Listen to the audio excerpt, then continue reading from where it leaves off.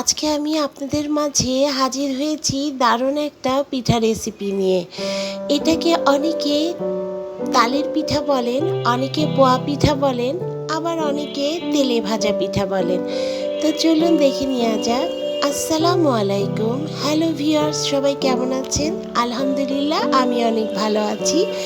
আশা করছি আপনারাও অনেক ভালো আছেন। লেটস কুকিং আমি ফুডে আপনাদের সবাইকে আমন্ত্রণ জানাচ্ছি নতুন একটা রেসিপি দেখার। তো দেখুন বন্ধুরা, এখানে আমি তালটাকে ছিলে এবার এখান থেকে আমি তালের পালটাকে বের করে নিব। এখানে কিন্তু দেখতে মনে হচ্ছে তালের দুটো আটি। আমিও ফার্স্টে বন্ধুরা তাই মনে করেছিলাম, কিন্তু যখন এটাকে আমি এর পালটাকে বের করতে যাচ্ছিলাম তখন দেখি এখানে ছোট্ট আর একটা আটি আছে। তো দেখুন বন্ধুরা, আজকে আমি আপনাদের মাঝে শেয়ার করছি কত দ্রুত আপনারা 5 মিনিটে এই তালের আটি থেকে এর পালটাকে বের করতে পারবেন। এখানে আমি যে পানিটা রেখেছিলাম তার মধ্যে সামান্য একটু লবণ দিয়ে তারপরে সেই পানিটা একটু একটু করে এই তালের এই আটির উপরে দিয়ে দিব।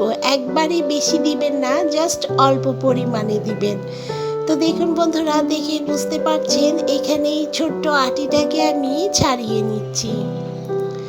ভিডিওটা কেউ স্কিপ করবেন না, তাহলে কিন্তু অনেক কিছু মিস হয়ে যাবে।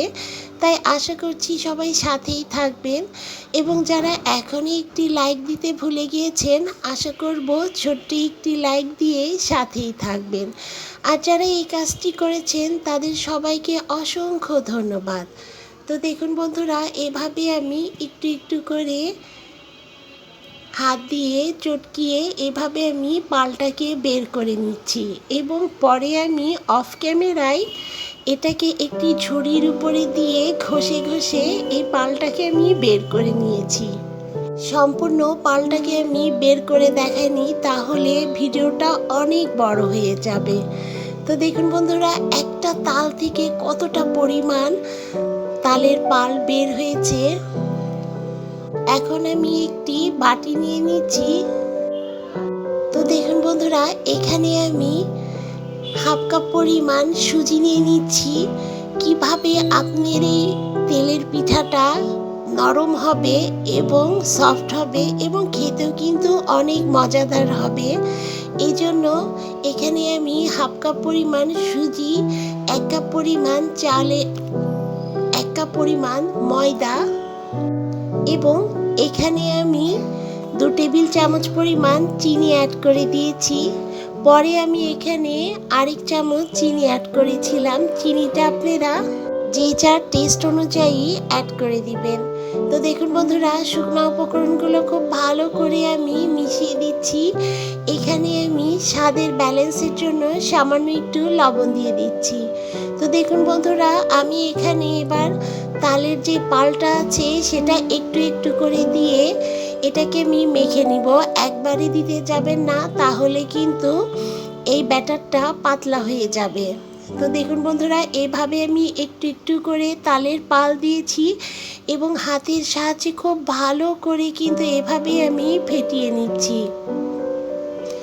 কারণ আপনার এই আটাটাকে যতটা আপনি সুন্দরভাবে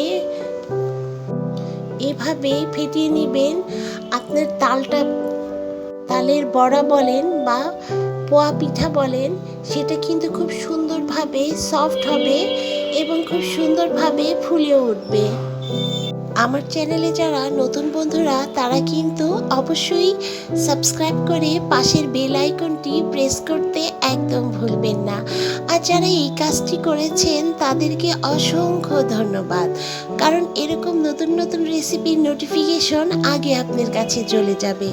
এবং যারা একটি লাইক দিতে ভুলে গিয়েছেন, প্লিজ ছোট্ট একটি লাইক দিয়ে দিবেন, কারণ আপনার এই লাইকটাই কিন্তু রেসিপিটা শেয়ারের কাজ করবে। দেখুন বন্ধুরা, এভাবে আমি খুব ভালো করে তালের পালটাকে মিশিয়ে এখন আমি আধা ঘন্টার জন্য রেস্টে রেখে দিব।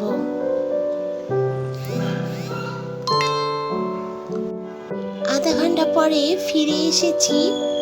এখন আমি অল্প তেলে এই পিঠাগুলোকে আমি ভেজে নিব।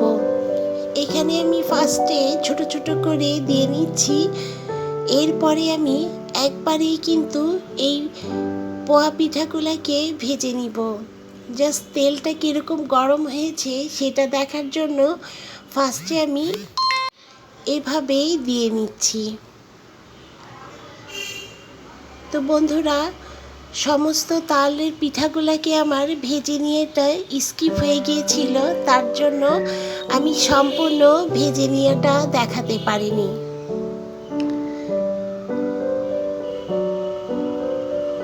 তো দেখুন বন্ধুরা, এভাবেই আমি তালের পোয়া পিঠাগুলোকে ভেজে নিয়েছি।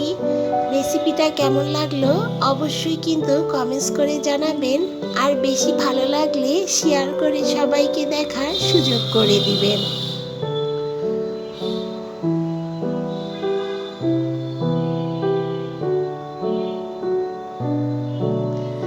তো অবশ্যই আপনারা বাসায় এভাবে তৈরি করে দেখুন, অল্প তেলে ঝটপট পোয়া পিঠা রেসিপি।